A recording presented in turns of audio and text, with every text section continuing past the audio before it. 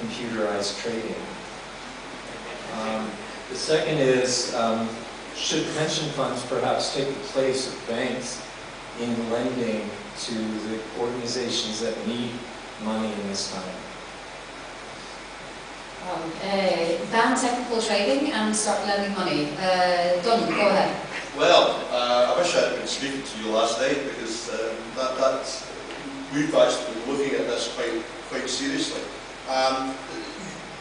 Paul Clement's fund at Unit FI has been doing quite a lot of work on the high frequency trades, and I mean, some of this stuff it's been carried out, and trades have been carried out in something like 300 microseconds. And although the New York Stock Exchange has put in new measures to try and slow down things if there's a sudden imbalance, I mean, the reality is all of those measures are post-event by definition. And I think, and this is purely personal prejudice of mine, but I just happen to feel very uncomfortable about that, and I think there's a capacity for things to go seriously wrong. I worked in the telecom industry in 1987 when Black Monday occurred, and it was automated trading, and the convergence of telecommunications and computing was a major factor in that, and I think we need to be very careful about quantitative methods. I think there has to be a lot more work and research done, so I'm not going to rush into a start decision on that, but we are looking at that, and we all need to think very, very carefully about that. We, as an investor, we tend to avoid that. We put a little bit of seed money into one manager in that quantitative area in order to find out how the process works. But I think we all need to think very carefully about what's happening with high frequency trades. I think the more important issue is actually the second question you asked. Because one of the ironies of the financial crisis is that the pension funds and possibly probably the insurance companies have ended up relatively liquid in an illiquid world. And of course this is now coming through within private equity circles. The tensions that have been there between the LPs and GPs and so on surface much more strongly.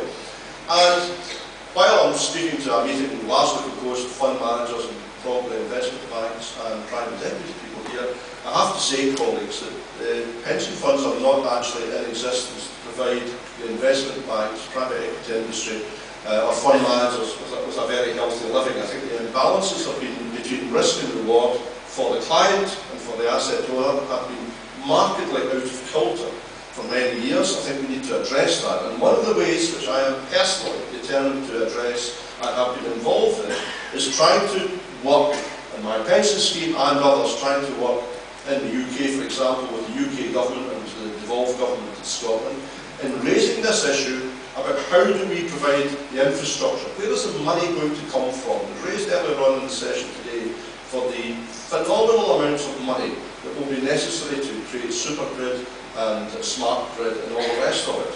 Now, the creation of a low carbon economy is going to give opportunities to small investors and to large investors. To those people with a capacity for risk who want to take that choice and pick whatever technology is going to come through, and those like pension funds who are generally risk averse. Where we can provide the working capital is actually direct investment, sharing with government, with possibly the investment banks and so on, and with the grid companies. We can provide huge sums of capital, but the return on that capital has to be measured, measurable, it has to be above the rate of inflation, and we are looking for income stream. So what we're talking about is a sensible allocation of capital on a risk-adjusted basis, where we're looking at co-investment with other partners and with risk sharing, and that will have to involve government and regulator. I think there are ways forward. I was discussing this last night with Fiona Wolf, who very kindly opened up the reception on behalf of the Corporation of the City of London last night. It's an area that she's interested in. We want to work with those partners, because I think we need to change the way the investment models for this type of development, because 2 + 20, with all respect to my friends in the private equity industry, that's finished. It's not going to work for them. Thank you for outlining that interesting opportunity. There's a question from the lady at the front. Yes, please go ahead. Do we have a microphone?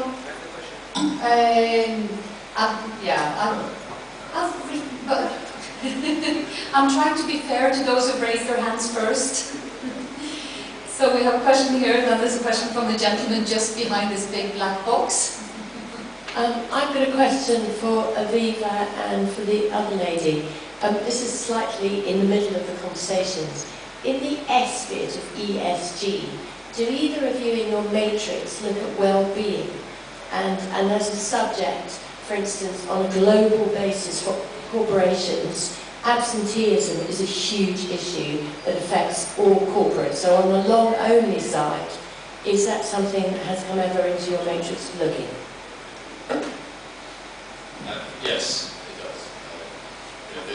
What we try to skew our portfolios to are those companies whose products or services are either solving an environmental problem or they're enhancing the welfare of society more broadly. So it's looking at healthcare providers, education, health eating. So that aspect of well-being in terms of what the company actually does is something we specifically score. In terms of absenteeism, which you say absenteeism from the workplace, one of the factors we try to look for, and one of the things we ask chief executives about when they come to our offices is facts around employee turnover and absenteeism. There's precious little data out there, but what we're trying to get out of it is, are your employees happy to turn up to work or not? And if you think, if you're a chief executive, what are the things which actually matter to you? And I would probably put absenteeism and staff turnover as one of the things which are highest on the agenda. But if you looked at the research which is produced by sell side by the investment banks on companies, I would be surprised if there was 1% of research addressed those issues. So that's a challenge, but it's also an advantage, because if we can get greater colour on a corporation and understand its culture better, then that gives us an information advantage. The brief answer also from Saskia.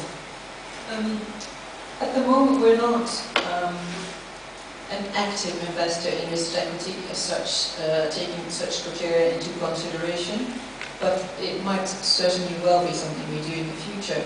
And in that respect, we would be looking for indicators of future value creation, and absenteeism or well-being or whatever it be might be an interesting factor to look at in that respect. Not doing edible, no. Then we have a question from the gentleman back in 3C, at least behind here, please. And then we go to the woman at the back, I promise. Most of you have a very fortunate situation. You can select investments according to your ESG ideas or models. I am on the other side. As a researcher and as a chairman of many boards of producing companies, I have two big problems. Problem number one, it's usual, we have written a lot of books about strategic management. With ESG, we have new topic, that means normative management. And now my question and my problem as a researcher is, how do we combine strategic management and normative management? Because normative management means we need values. We have convinced our boards about values. Now, for example, I'm a chairman of a company producing alcoholic beverages. I have been fighting for 3 years now to find the values, ESG, especially S, for this company. And I'm not sure in which direction I'm going. And therefore, so I finish or bring out my question, sometimes I'm very angry